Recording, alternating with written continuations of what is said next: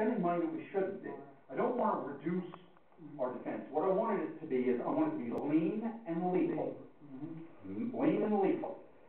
We need to be able to use it when we need it. But I don't want I don't want to break the bank with it, because the truth is, for all of us, for all of you and for your children and your grandchildren, right now we have to be thinking about our economy and jobs. We have to rebuild our economy. We have to retool here. We have to build, and we have to manufacture again. And when we manufacture, we need to manufacture higher-end products that we can export. 3 export markets in the next 50 years, ladies and gentlemen: China, India, and Brazil. Those are the 3 markets. We'll have problems with the Europeans because they're going to block stuff, and problems with Asia. Those 3 markets are going to be the greatest growth and provide the greatest opportunity for growth. Large American companies will have a natural advantage. When it comes to exporting, we're going to have to help the small ones. We're going to have to help the small ones. But we have to get back to exports.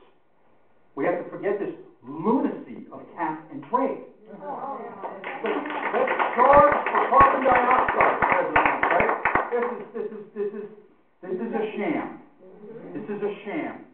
The VAT tax, the value-added tax, or also known as the Vanishing America tax. You know, we can't have this either. We've got to stop this. To stop all of this. America's best days are still ahead of it. We can't allow this diversion, this hard diversion to the left, to stop us. But it's about jobs, jobs, jobs. And when I started to talk about foreign affairs because I have a natural inclination in national security because I spent so much time doing that. But the most important security that we have is economic security. It's about jobs. It's about providing opportunities for people here. And we're going to have to rebuild here. We have to rebuild our economy. We're going to have to rebuild our industrial base here. We're going to have to export. We're going to have to find as many ways as possible here to reinvest in ourselves. Senator Schumer, I want to talk about Senator Schumer for a moment, is a man who is incredibly arrogant. And for those of you that may have seen me at the convention, I spoke, and I said, I told the story about Senator Schumer being on an airline where a woman tells him to turn his cell phone off, and he uses the B word with him. You know, he used the B word with her. And my response is that, you know, when I see Senator Schumer, I want to use the A word with him. And that word is arrogant, not the other word. He's arrogant. He's not interested in us. He wants to spend our money. He's spending money like, it's worse than a drunken sailor, because a drunken sailor spends their own money, He's spending us into Bolivia. I mean, not Bolivia, but Bolivia. Might as well be Bolivia, A couple of late nights, campaigning, ladies and gentlemen. So what I'll say is this, is that Senator Schumer's interest to serve as the Senate Majority Leader outweighs his commitment to New York. He's been, he thinks, he's extorting money from Wall Street, and then he extorts money from him, and then he does legislation against them. The final thing I'll say before the questions come is that Senator Schumer has a great story 2 or 3 days ago where last week he went into the offices of Wall Street and he chewed out all these Wall Street bankers on some issues having to do with derivatives. Chewed them all out. Then, of course, yesterday, or 2 days ago, in committee, an agreement was reached on taxes and taxes of the derivatives, these financial instruments. And the deal was cut and reduced it somewhat for the Wall Street folks. So Schumer picked up the phone and called the Wall Street people and told them right away, oh, I was involved in that, and they knew he wasn't. This is a man that constantly tries to take credit for things he doesn't do, and he fails to take responsibility for the things he needs to. And he needs to go. We need to dump Chuck. Final point. Anytime I go anyplace and I tell people I'm running against Chuck Schumer, it's like the 9th inning of a Yankees game. I was in Staten Island at Tea Party Day. There's 450 people showed up. They were just thrilled. And so Senator Schumer's numbers are not as good as they think they are. They're 52% right now. We'll bring them down under 50 once we get a hold of him. There will be a large article in the New York Times on me in the next day or two. There'll be a profile done of me. I would say to all of you that you'll see a lot of things in the news on me, more and more. I won the Republican nomination. I am the designee. That means the party supports me. That means the RNC supports me. That the National Republican Senatorial Committee supports me. There's another man in the race still who might primary, might not, but you know, that's up to him. But the reality is I've got the support of the party as we move forward. I'd like to go.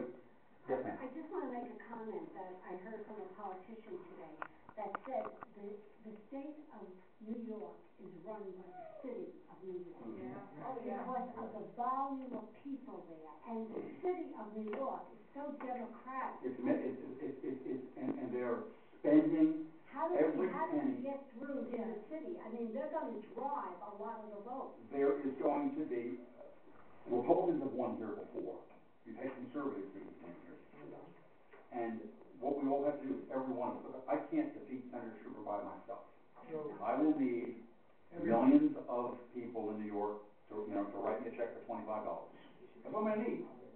Everybody here needs to contribute to candidates, just a small amount. But I'm going to say something else that's disturbing that I've found.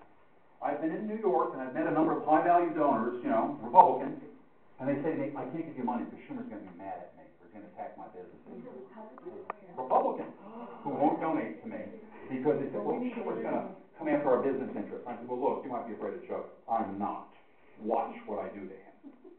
So, and watch what the people do. We're all going to get up, we're all going to go out, we're going to fight him politically because we're not afraid of him. The moneyed interests are afraid of Schumer. He threatens them, he bullies them.